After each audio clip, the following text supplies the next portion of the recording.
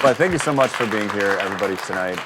This is my first speaking opportunity professionally, and it's crazy. Becky asked me if I was feeling nervous, and I was like, yeah, surprisingly I am. And for some of you that know me, I was actually a music major. I performed, vocally in front of thousands of people, hundreds of thousands of people. I've sang the Star Spangled Banner at Viking games, at Twins games, at Brewers games. Unfortunately, no Packer games, which would be like Mecca for me. But I realized, and I've toured Europe and been on cruises and performed all over the place. But what I realized is in all of those things, all I had to do was just sing. I never had to be an expert and stand in front of people and pretend I knew what I was talking about. And so that's what I'm doing tonight, and that's why I think I'm a little bit nervous. So I appreciate you bearing with me in that. What I want to talk about tonight is something that's really near and dear to my heart, and that's tackling change in your industry, being a market disruptor. And I think the focus of this talk is really based on the fact that a lot of us have products or services that are steeped in competition in the marketplace, right? There's a lot of us that know that, if you don't differentiate yourself, they're going to be going somewhere else. They're already solving the problem.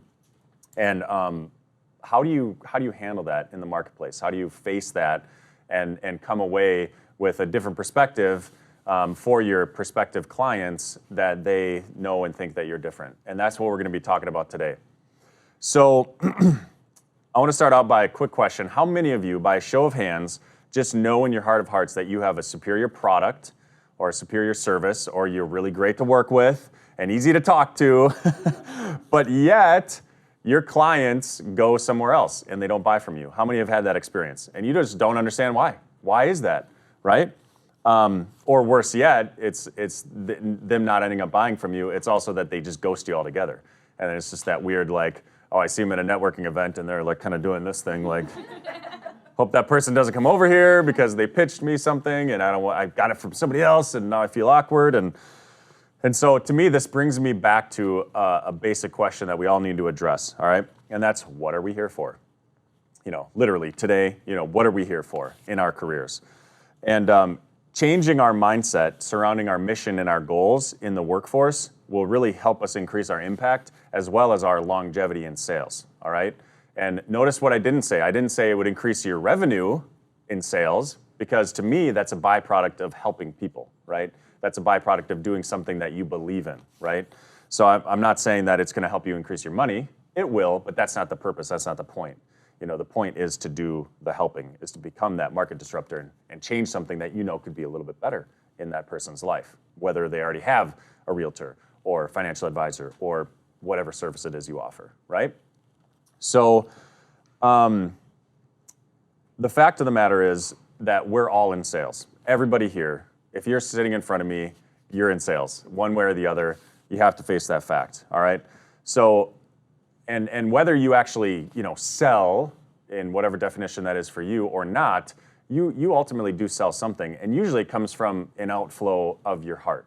For me, just a personal example is I always sell my love for the Packers. I'm glad there's a few other here that are going to plant their flag with me.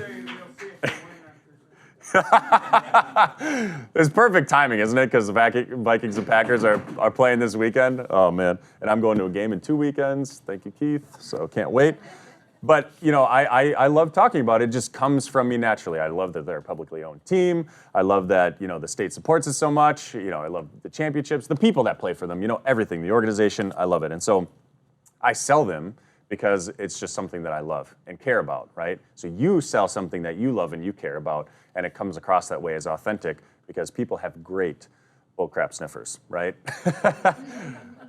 I realize this is recorded, so apologize, but people do, right? They like to see that authenticity. So you're always selling something that most naturally just comes from your heart. Another example that I talk about a lot because it's in my industry is direct primary care. And lo and behold, we have my direct primary physician loafing around over there. And I love the fact he's still working. Yeah. And I love the fact that he took a phone call because that's what he would do for me. I pay him a little bit each month to have access to him on my phone, which is over there, and I could call, text, email him anytime I need to if I have an issue, and he's always there. It's great access to a physician that I just pay for up front, and it's a fantastic service. And I love it. And I don't get paid anything to sell it, but I love to sell it to people because of how much I know it makes a difference in their lives. Okay, so a more specific question for everybody is, what is your job as a salesperson? And it is, huh? How do you like that picture? Is this your job as a salesperson? You like this car? You like this? I love that. I was laughing so hard when I found that picture. Keith found the picture. So this is a definition that I thought about for a long time. Most people would define sales or salesperson, which we already agreed that we all are, as a person who sheds light on a problem and then shows the prospect a product or service that solves that particular problem. Okay? So a lot of you might even agree with that definition. I think the problem with that definition is that it's a little bit me-focused, all right? And I'm going to get back to a better definition later on. But I'm going to talk about change first of all. So we're going to talk about the phases of change, because when you talk to a prospect, they have two solutions once they speak with you. They can either do what they're doing and stay the same, or they can change and start working with you, right? Those are the only two options. So because we want to help that change occur and work with us so we can help them, right? We're going to talk about the psychology of change, okay? So there's 5 phases of change, 4 phases, and then the maintenance phase. And those are pre-contemplation, contemplation, preparation, action, and maintenance, all right?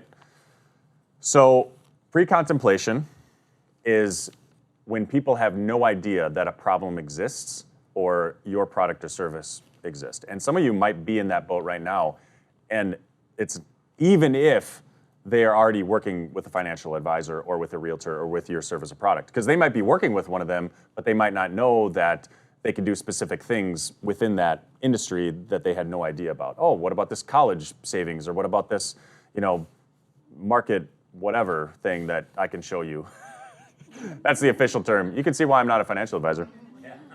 But this is when people have no idea that there's a product or service out there, even if they're already using a similar or a similar product or service that would be in your same category, is what I mean to say. For me, a personal example is I had no idea what adaptive cruise control was in a car. Do people know what that is? Some people are nodding. Essentially, you can set it like 2 or 3 car lengths behind the car in front of you, and it'll always stay at that distance no matter how fast or slow the people are going in front of you. So you don't always have to hit the brakes, reset the cruise, hit the brakes, especially when you're in traffic. I had no idea this feature existed. But after I found out about it, I had to have it in my next car.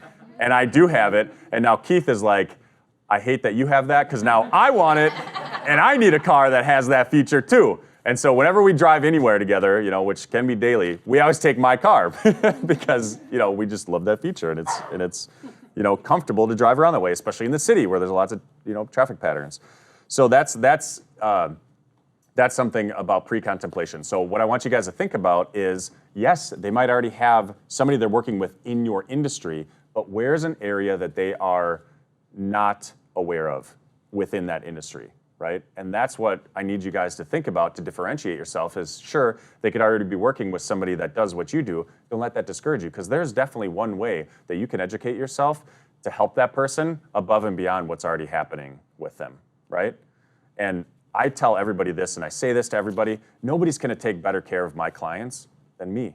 And that's what I think most of the people have here. You're not gonna take better care of your clients than you, right? Nobody else is gonna be able to do that. So that's the kind of pride you need to have when you go through this. Contemplation is the stage in which people are aware that a problem exists, right? But they haven't acted on it yet.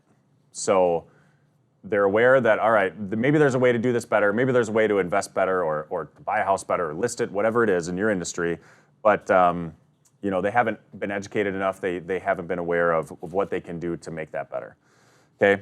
Preparation is a stage where they're actually doing research and they're like, I'm gonna take some action on this eventually, I just don't know when it's gonna be, and but it's gonna be at some point. So, what are they doing in this stage? You jump on a computer and you go to a website called Google, and you learn as much as you can about it. That's what consumers today are doing, right? Action is the actual stage in which they buy that product or service and they actually make change in their life. They switch their advisor, they switch their realtor, they work with somebody else, that is the action stage, right? We would love for all of our potential clients to be in that preparation/action stage, right? And they're just gonna switch like that. But you know as well as I do, and this is also why you're sitting in front of me, that that's not the case. Usually 99% of the time, right? Maintenance then is just when that behavior becomes a habit and you're used to that relationship or that service or that product and you're going along fine with that. Okay, so some, if not most of you, are to the point right now where you're talking to consumers as if they're at the preparation or the action stage, but they might only be at the contemplation or the pre-contemplation stage, right? Where they don't even know what they don't know yet. And so this is where your job as an educator really comes in, okay? So in other words, you're focusing your effort in a place that it shouldn't be focused on. So what do we know about consumers today? All right, so 80% of buyers, I already mentioned this a little bit, but 80% of buyers do research on Google prior to a purchase, right? 80% of users say that the experience of a company or the education surrounding the company provides, or that they provide, is as important as the actual service itself, right? Because many people have said this before, everything, right, quote unquote, everything is becoming commoditized, right? You can do so much of it yourself or online or whatever. 51% of all smartphone users have purchased from a vendor they didn't intend to because of the information that was available when they needed it for the purchase, all right? So what I'm trying to make a point with all this is that we need to become the expert, right? We need to become the expert in the industry so that we are the ones they think about when that purchasing decision is about to happen or going to happen or potentially could happen down the road, right? So that we're the ones that they come to when that ultimately does happen and we're able to help them. That's why I love what Ann said at the beginning. Hey, there's a free secondary opinion. You know, there's no obligation to actually do business with me. I just want to make sure you're on the right track. That's fantastic. What a great service, right? And will it end up in sales for her? Potentially, but there's a risk it could not also, right? So that's a great way to be an expert and to refine those skills that way. This is also a big reason why, you know, everybody these days, Gary Vee, and if you're on LinkedIn and whatever, they talk to you being content creators, right? You need to be the expert, you need to be a content creator, you know, whatever. And I think that's what that's all pointing to is just you're the person that they think of when they think of X problem or X solution, right? So we should all consider ourselves expert helpers, pointing them to a better way, all right? So how is this accomplished actually? Where am I at with time? We good? Okay, so how is this actually accomplished? But how? The problem with sales, this is the problem that I think about when I think of sales, is that you can't just come out and just flatly say what the person's problem is. Or you can't flatly say that your product and service is better and less expensive and it's gonna carry them further and stuff like that, because that just comes across as a hacky commission breath salesperson, or the car salesman before, like, oh, you want this one, right? And the reason is because we haven't earned their trust yet.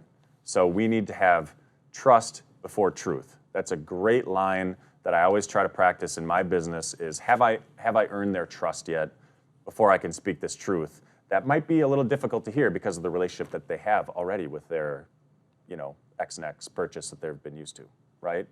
You know, how can I convince them of something when they're pushing me away because they don't even trust me in the first place, right? That's a big issue. So we need to have trust before truth.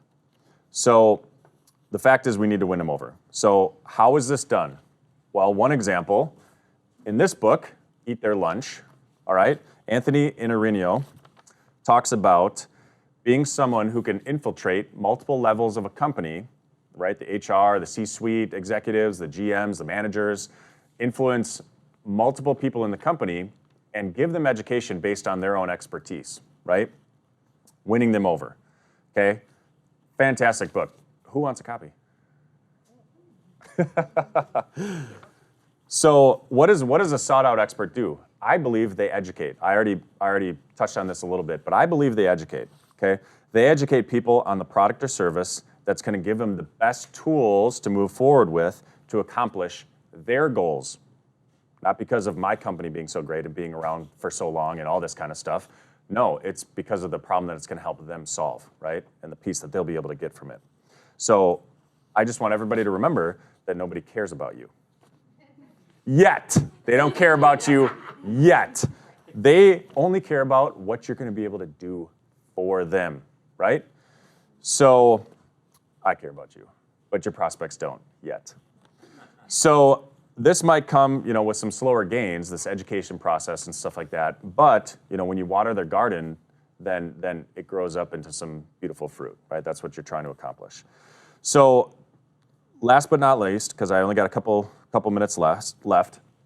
Oh, you want to go to that next? Yeah, this is just great, isn't it? This is what you're trying to do. You might have seen this slideshow before, or this comic before, but this guy he's at war, right? The people that you're talking to, they're in life. They're trying to do life on life's terms.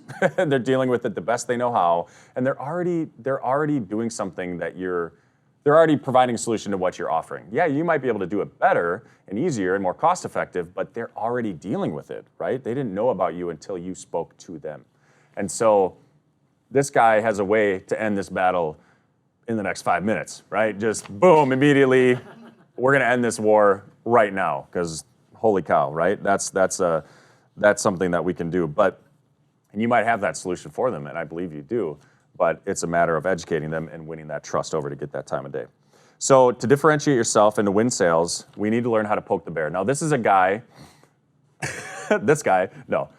That's the bear. No, yeah, this is fine. There's a guy named Josh Braun. You can go to Poke the Bear. So Josh Braun, write down his name. If you're not following him on LinkedIn, definitely follow him. He talks about getting curious with your clients, okay? And this is the last thing I'll leave you with.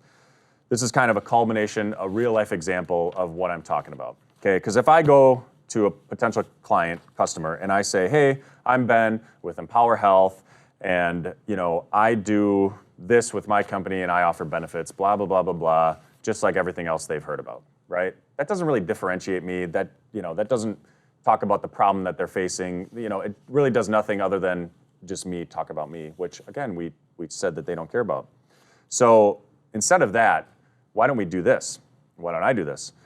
I say, hey, I'm just reaching out to ask how you, as an organization, are dealing with the average 9% rate increases every year on your health insurance.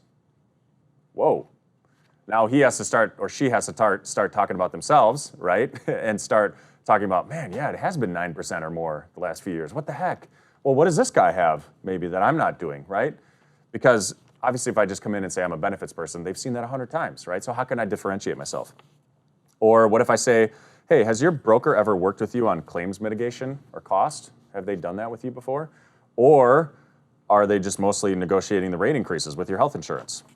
Are you aware of how your benefits broker gets compensated? Do you know how a fee-only schedule works to pay the broker directly to do a service for you, right? So these are the things that are going to get them thinking. Poking the bear just means that you're kind of gently saying, maybe they're not in the best situation that they thought they were. Maybe the way that we're just getting along and coming along right now isn't as good as if we maybe worked with this guy who seems like he knows what he's doing, right?